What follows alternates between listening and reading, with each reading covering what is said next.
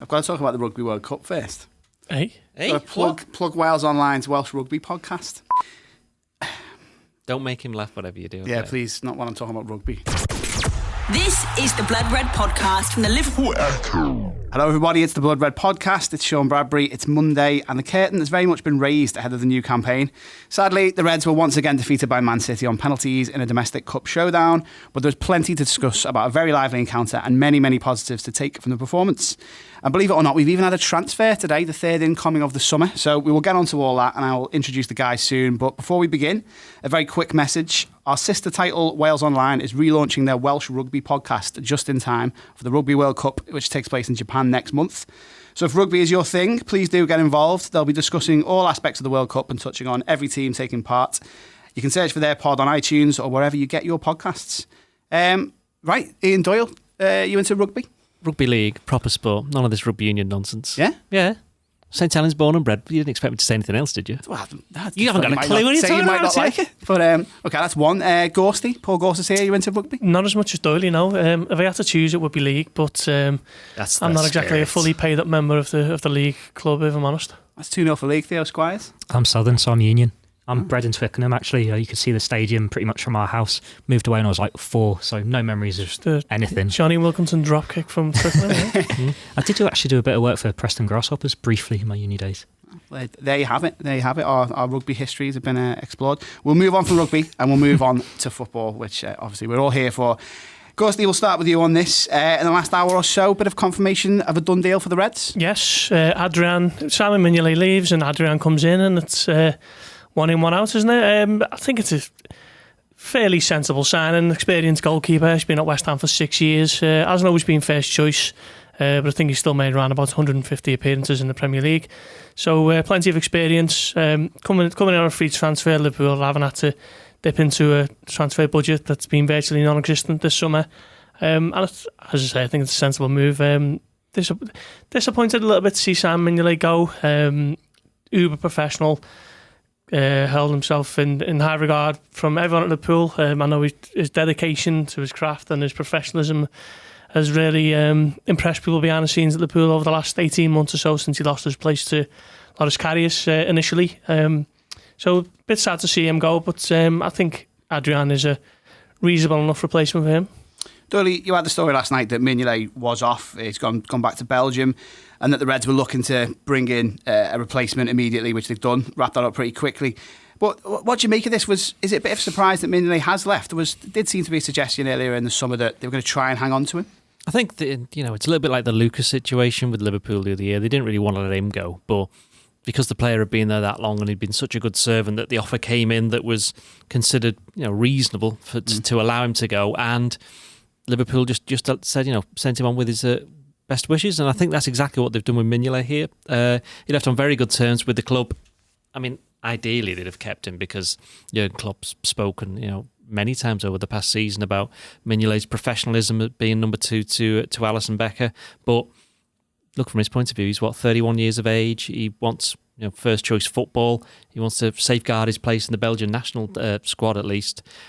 Bruges clearly quite keen on him, and of course they've offered money that, what is it in the end, 9 million euros? It's not far off the money that Liverpool paid Sunderland, 6 years ago, for Mignolet in the first place. So he's a good goalkeeper. The thing is with Liverpool, he's probably, you could argue that he was the best second choice goalkeeper in the Premier League. I mean, maybe Manchester City, Claudio even, Bravo, he's decent. There's one or two that are good, but Mignolet, he's played for a team that nearly won the title 5 years ago, so he got good experience. Going on to Adrian, I think is a good signing. He's somebody who last year wasn't playing that much, but it's one thing not to be playing too much for West Ham. It's another thing to be in that position with Liverpool. He'll keep Alisson Becker honest, and he's definitely somebody who he'll be able to just be thrown straight in. Say, for example, Alisson gets injured in the second game. Not that I'm wishing this on him, by the way. He gets injured in the second game. I don't think anybody would be massively perturbed if Adrian goes between the sticks for the next game. Theo, what do you make of this? Have they missed the trick not keeping your mate Andy Lonergan? I'm surprised he's not staying as third choice keeper, especially when it's that extra homegrown slot. But I'm guessing they think they don't want to block that pathway for a youngster. Yeah. But with Mignolet, I'm surprised to see him going back to Belgium because, like we're saying, he's only 31. You wouldn't have been surprised to see him stay in the Premier League. Like Crystal Palace, they were linked with him. It could become a massive senior player for them, though, couldn't he? And I think Bruges have possibly got. Are they in the They got a Europa League qualifier, haven't they? They're playing tonight, aren't they? It's Champions League qualifier. Champions League qualifier. Yeah, there you go. yeah. So Champions League qualifier. So he thinks they've got a chance of getting through that. So I think it's tomorrow, isn't it? The game, yeah. So, even then, you think he could have got a Champions League club elsewhere on the continent. It's quite a big step to go down to Belgium when you've got so much life left in him. He has been a good servant for Liverpool, but we saw in pre-season there are still mistakes there, which makes you appreciate Alisson's quality that bit more. he didn't make any mistakes in pre-season, did he? We'll leave that aside. And then with Adrian, he's always struck me as a bit of a character. Like I think we've seen the clip today of him scoring in Mark Noble's testimonial. I think I remember him having a go at the West Ham owners on Twitter a couple of times when they've said how great they are it was to get Joe Hart in. You think, well, at the time they had two pretty good keepers and Adrian stuck up for himself, but then that's what Liverpool need. They need a keeper who's a bit of a character who can motivate the players behind the scenes, knowing he's not going to be first choice goalkeeper.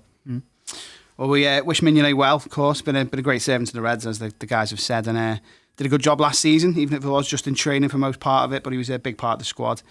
Right then, so we'll move on to the game yesterday. Doyley, go to you first on this. You were down in Wembley.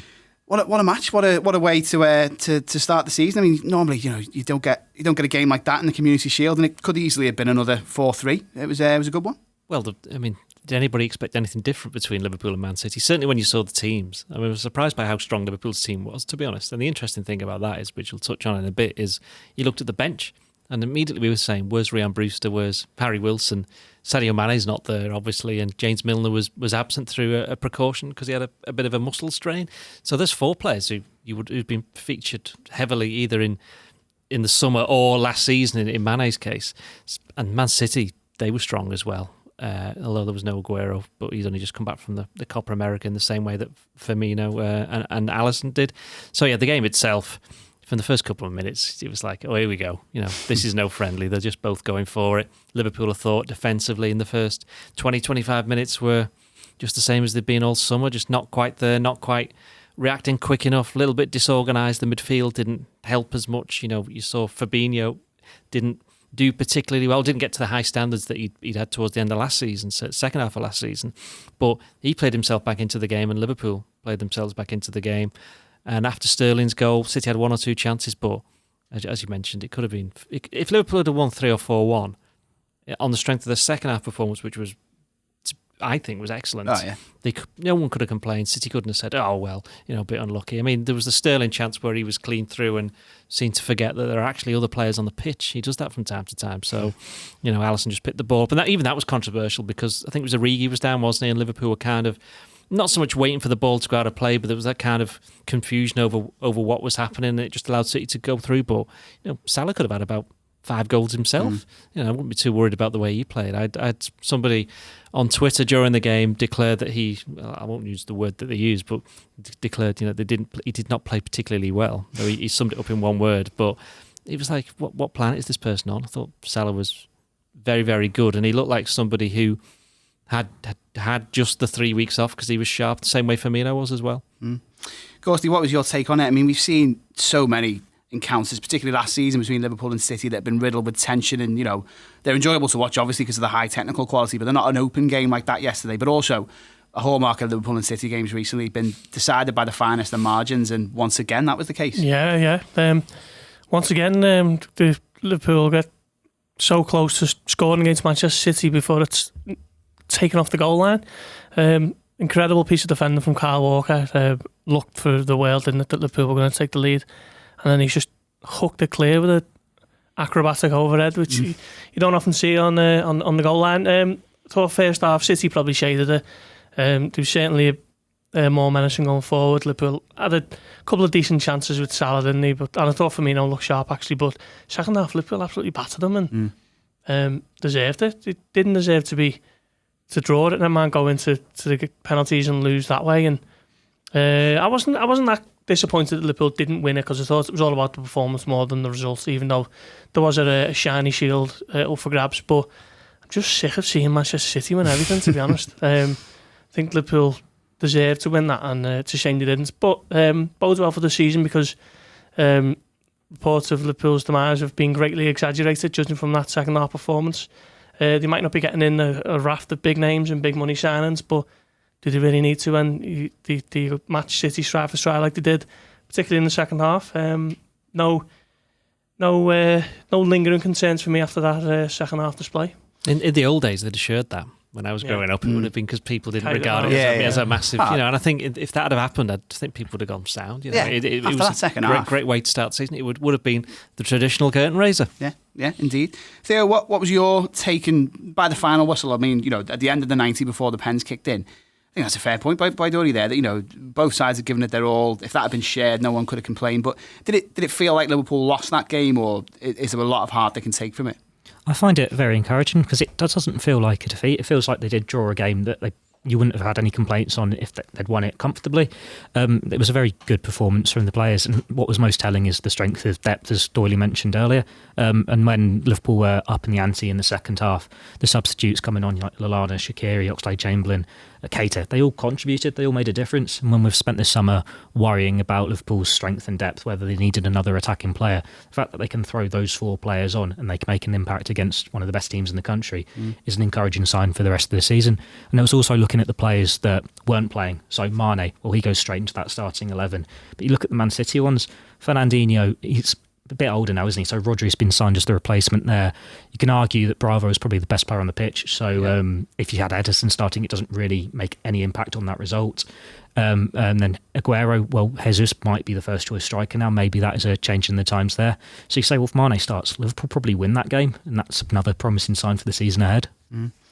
Doyle, going back to you, Connor Dunn was also at the game for us last night. I thought he made an interesting point in his analysis afterwards, just about how Klopp changed it at half-time, made certain tweaks, and Liverpool came on strong. And he was saying that could bode well, particularly for games against City. If Klopp does, can take that into the league fixtures, and this thing of working out a little bit of a weakness in City as the game goes on and changing it while it's in play and coming on strong. Do you think there was much in that game that will reflect the league games that are to come, or given the stage of the season, it was, people often say it's kind of a glorified friendly. Do you think that it was a bit of a one-off? No, I think go back to what you first said about Klopp changing things. He did that at the Etihad. Okay, Liverpool lost 2-1 in January, but if you remember, Fabinho had started on the bench and Liverpool were getting out. Okay, I know there was the Mane chance in the first half and possibly Company should have been sent off, but in the overall scheme of the game, Man City were boxing it for the best part of an hour. So when Fabinho comes on, it was a change of system, a change of approach, and Liverpool got the equaliser, should have really drawn that game. Klopp did spot something. I think Connor and myself both mentioned defensively in the first half, there was a ball basically that Man City were looking to play time and time again, which was the diagonal over the top of the full-backs. Less so to Robertson, but more so to Trent Alexander-Arnold, who didn't have the best of games, if we're being honest, and he's struggled a little bit in the summer. But they got to grips with that, and also with that, that is something that's Liverpool are going to have to deal with. Tottenham tried to do it at Wembley last year in the league game and couldn't quite manage it. I think Liverpool just shut it down there and just kept the full-backs back. But in this game, they just kept them bombing on. But there's not many teams of City's quality who can actually execute those kind of passes consistently. But as you say, Klopp was able to sort that at half-time. That's part of the reason why Liverpool came on so strong in the second half. Will it have any bearing on the season in terms of the actual meetings between the sides? I think Klopp said it himself before the game himself. He said the best preparation you can have for a Man City game is to have a friendly against Manchester City, because it's a total one-off. So they'll take something from all of these games, because they'll see firsthand what everybody else has seen over the past 18 months, 2 years, that in the Premier League, practically nobody can stop Manchester City. Liverpool, one of the very few teams who've done that on a couple of occasions. So, I mean, Pep Guardiola said it after the game himself. He said that for Manchester City, they have now seen what it is that they're going to have to beat this season. He obviously regards Liverpool as the main challenger. He calls them the European champions because that's what they are. That's 6 to Liverpool and none to Manchester City, by the way. And yeah, I think both teams will take something out of it. Liverpool, I think they will take bits and bobs, but I think overall, just generally speaking, it's, as the guys have said already, it's the confidence that they are ready for the new season now, because that was much more like it that second half. Gorsty, particularly focusing on that second period, who do you think will be the happier manager coming off the back of that? Obviously, City have have been able to lift the shield. So, there's a clear answer in that respect, but lots for Klopp to be pleased with. Oh, undoubtedly, yeah. And I think Theo makes a great point. The amount of subs who come on all affected the game, and that bodes well for the rest of the season, because you're not going to be asked to try and influence a game against a team of City's quality every week, are you? I was impressed with Naby Keita when he come on. I thought I think he just offers something that the rest of Liverpool's midfield perhaps don't, in terms of breaking the lines with some of his passes, and the fact that he's prepared to carry it 15-20 yards, which perhaps only Oxlade-Chamberlain is the only other midfielder prepared to do that. I thought Lallana did well when he come on. Few suggestions that he might be playing in a deeper role this season, but he was a little bit further forward and just brings what he normally does, that great balance and comfortable in possession, and created one or two opportunities. So, it's disappointing to lose, and I know it's only pre-season and it's penalties, but there was a little bit of silverware up for grabs in it, perhaps a little bit of bragging rights. But overall, I would have thought Klopp would have been really happy, particularly with the second half performance. Thought Joel Matip was good when he come on. Joe Gomez was good at right back when Trent Alexander-Arnold had a little bit of an off day. So many positive signs, and no more so than Salah, who I thought was very sharp, and on another day would have had a couple of goals. I mean, Matip was interesting, wasn't it? Because I was surprised that he didn't start the game, to be honest. Yeah, it was like it was almost like Klopp. I'm not saying that he's saying this is what the team's going to be against Norwich, but it was a massive hint, wasn't it, that Gomez starts. And at centre back, he wasn't the only one, but in that first half, he did struggle a little bit. Got a lot better towards half time, and as you say, he was right back. He did even better. And is there I'm wondering whether or not there's a suggestion that perhaps play Gomez at right back against Norwich and rest Trent? Maybe. I think Trent offers a lot more mobility going forward than Gomez does. But defensively, you'd probably say Gomez would shade it, because he's a natural centre back, a little bit more defensively inclined. Yeah. Now, Theo, afterwards, I was watching the highlights last night on the Beeb, and they had Kyle Walker speaking, obviously, as Gorst has already mentioned, heavily involved in the game with that incredible clearance. But I think he said that he felt it was even in the first half, and then Liverpool edged it in the second. So, very, very gracious and giving the Reds a lot of credit. And there's not many times over the last couple of seasons you can say a team has done that to City. So pretty impressed with last night overall. Yeah, definitely. Liverpool and City have shown that they're two best teams in the country. It's quite telling that the 1 point between them in the league was the game at City, wasn't it, really? That is the game that you could say cost Liverpool the league. The 0-0 draw at Anfield, if that's going to be the same this year, you think the league is going to be decided in one of these two games? Because last year we saw the teams that just were going to City and rolling over. They've won every single league game this year apart from against Newcastle. That's crazy. Teams don't do that.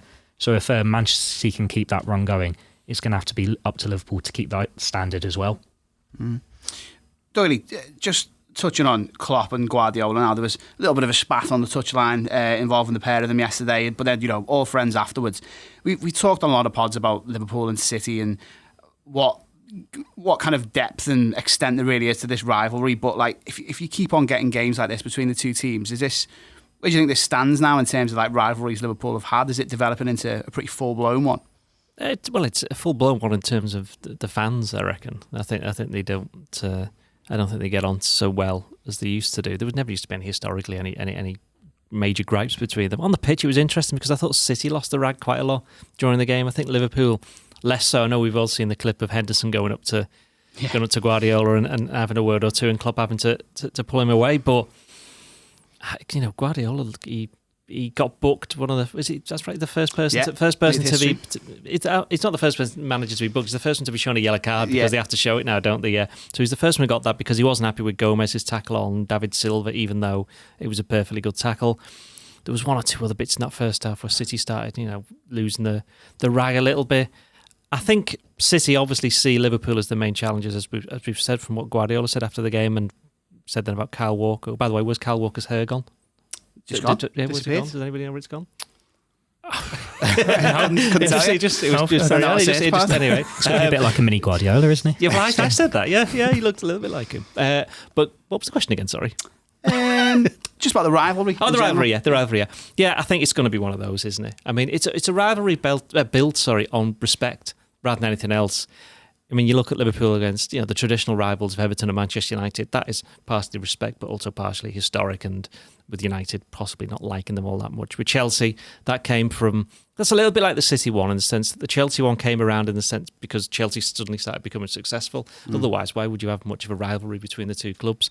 And with City, you've got everything's, you've got Liverpool, without wishing to get it down to such a basic terms, is Liverpool are doing it by the book in terms of buying and selling players. And I know Guardiola wasn't happy with some of the comments that Klopp made. I think we both mentioned something about basically what Guardiola said in his comments was right. Manchester City don't spend 200 million every single window, and he was more or less right about the net spend from last year, but it completely was negated by the fact that I think his net spend has been like 380 million or 400 million, and Klopp's is about 80. So in that sense, they're not rivals there, but that's where the rivalry comes from, respect. And I think Liverpool again feel as though their history is stronger than, this going back to the fans, is stronger than Manchester City's. But in terms of on the pitch, I think they both realise they're the best two teams in the league, and they kind of relish when they're going head to head all the way through that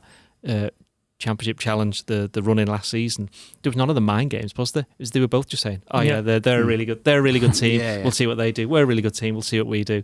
This, that, and the other. So that's what made it kind of refreshing. The fact it was literally just down to, let's just let these teams crack on. And you do wonder now that when United were, the main team, and they were competing with Arsenal or whoever it was on Chelsea with Mourinho, that if they'd have all just shut up and just let them play football, would they have just carried on just winning games, and you'd have seen a lot more on the pitch rather than them just having a go at each other off it? Could we argue though those Klopp comments on the finances is a bit of a mind game, getting an early one in before the start of the season? I think he was asked a question, wasn't he? He wasn't even asked.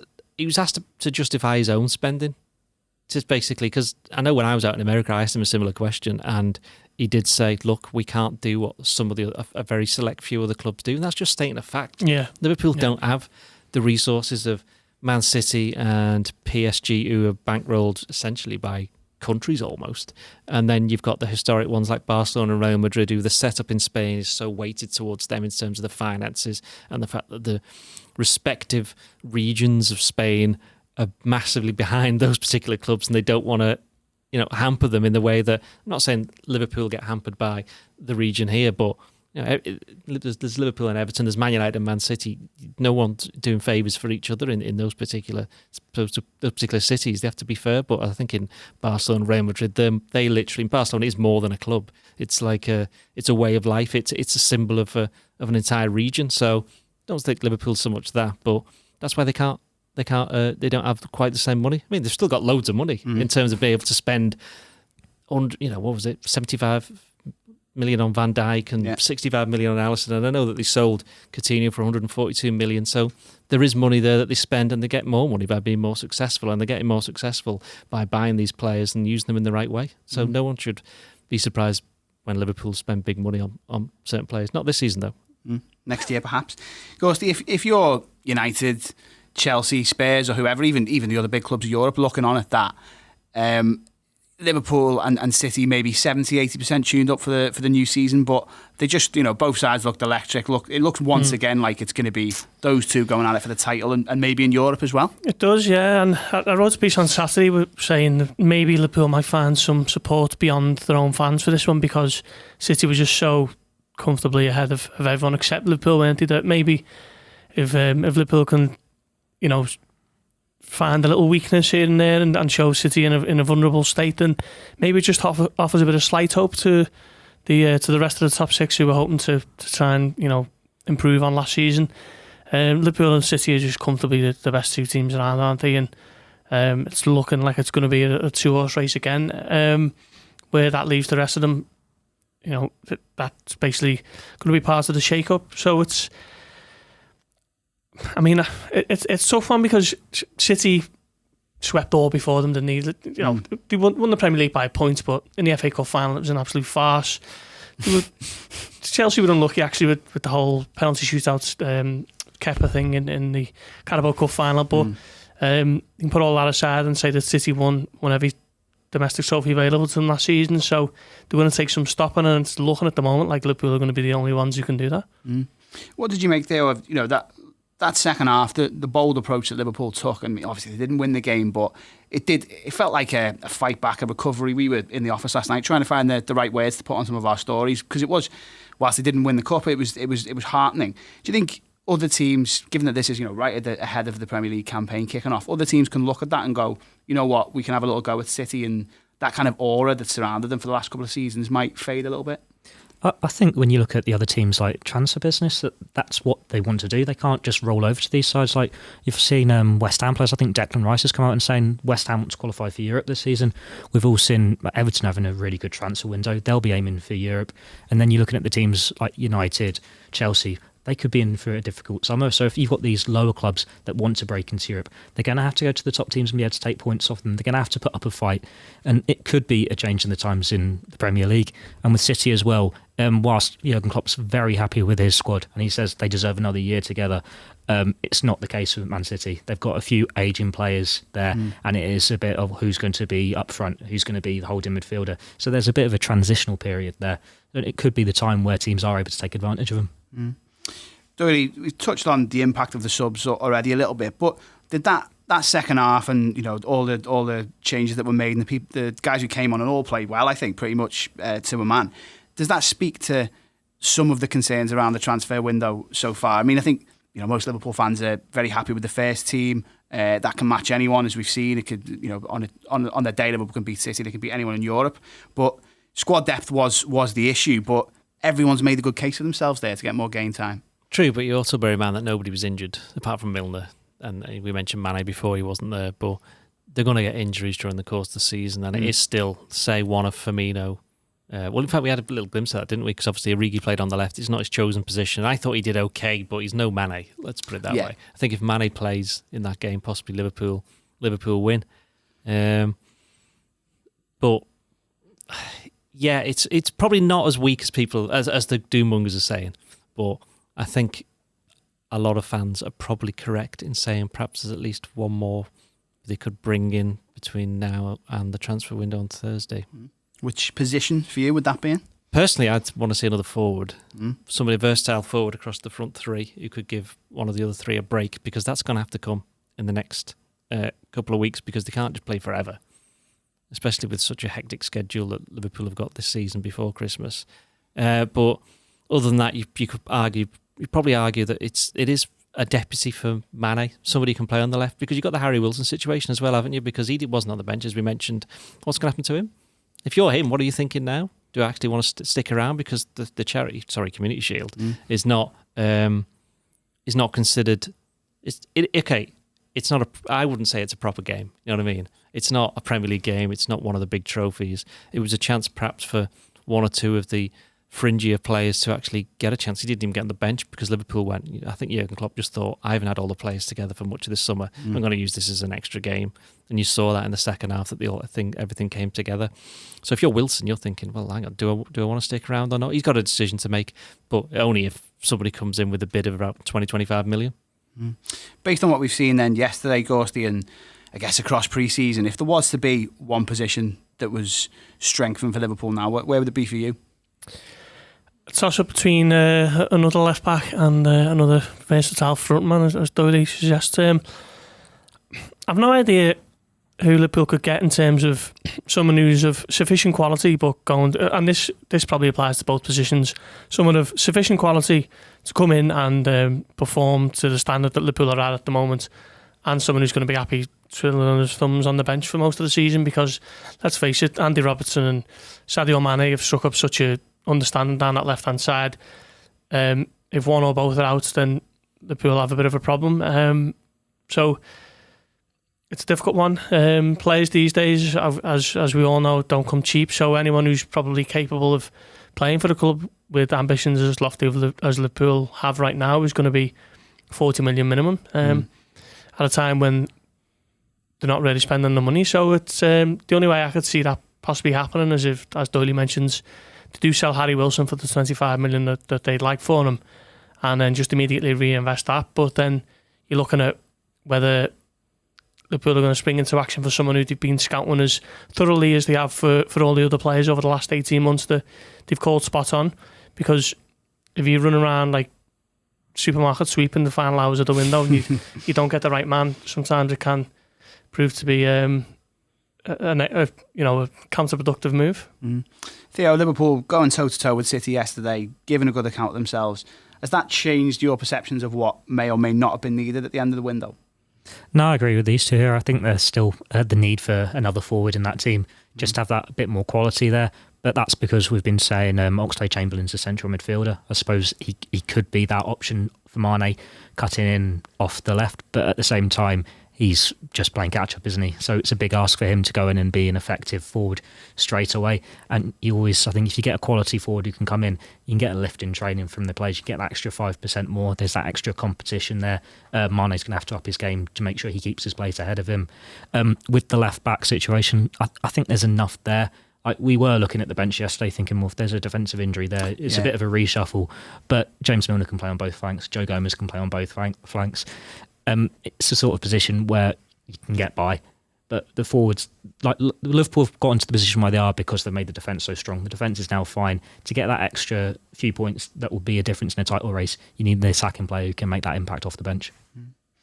Okay, well, we've outlined what we would ideally want. But Doyle, we'll go around again and say, what do you expect to happen between now and deadline day on Thursday? I think maybe there is one more up the sleeve. No? I think. Interesting. But again, I think it is, as Gorsty said, I think it's dependent on Harry Wilson. Yeah. That's what I think. I He's think the if key. he goes, they have to replace him. But I just have a funny feeling about... This is just a feeling in my bones. Brackets Ian Doyle. Exactly. Yeah.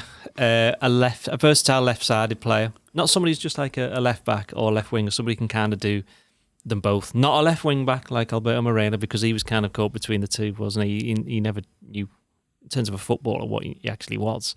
But yeah, I think if there's somebody up the sleeve, I wouldn't be surprised if it's somebody like that.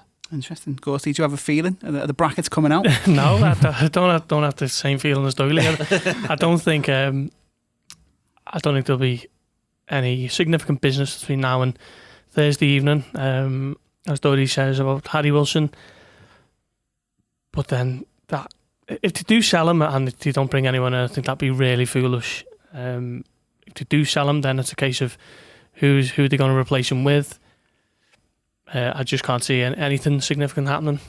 I think Ryan Kent might go as well, by the way. Oh, yeah? I was about to mention him. Ryan Kent might go, which I think Liverpool wanted something like 12 for him initially. I think maybe they've realised, hang on, nobody wants to pay 12 million for him, which is a bit unfair, if I'm being honest. Did really well at Rangers last year, but Rangers can't afford it. If Rangers could have afforded it, they'd have signed him. Simple as that. Don't think Liverpool want to entertain another loan, so 8 million for him. I saw something about Leeds, perhaps going back in for him, but we'll have to wait and see on that one.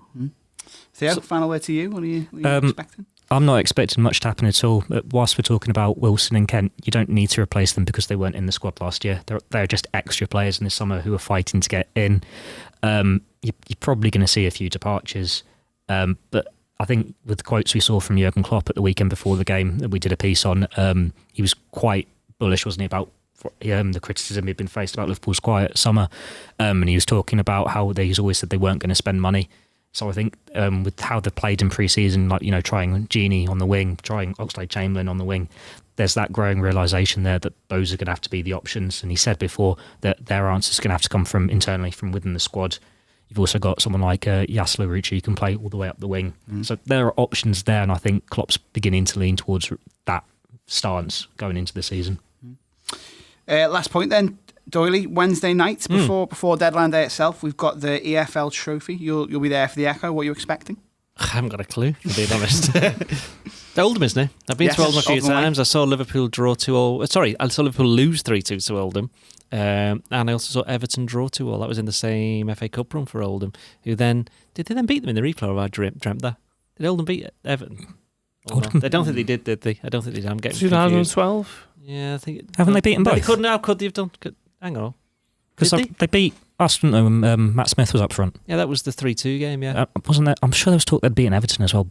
They played them in the next round, didn't they, I think? Oh, I'm so confused now. Getting old now. That's what it is. What was the question again? Sorry. Oldham, yeah. I just remember I was always told it's freezing there. I just remember it not being anywhere near as cold as I thought it would be.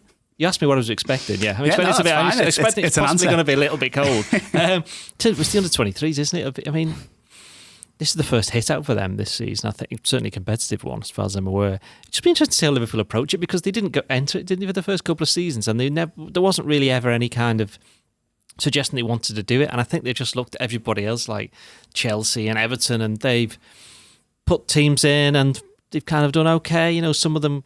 I don't think any of them ever got to the final, have they? None of the under-23 teams. No. I think one's got to a semi. Did Chelsea get to the semi-final last year? I Yeah, think. Chelsea, yeah. So, in that sense, it's a bit of a no-brainer, because obviously it's been accepted by the clubs, the Football League clubs themselves, who I would have thought were initially against it, because it's not like playing against proper teams as such. But it's a competitive football for under-23s, and you'd imagine that Liverpool might feel a lot of youngsters and players who would normally not get a chance. A chance to play. I mean, whether or not, I think he looks at likes of Ovie Ejaria, who's still at Liverpool and wasn't on the tour and hasn't been anywhere near any of the friendlies.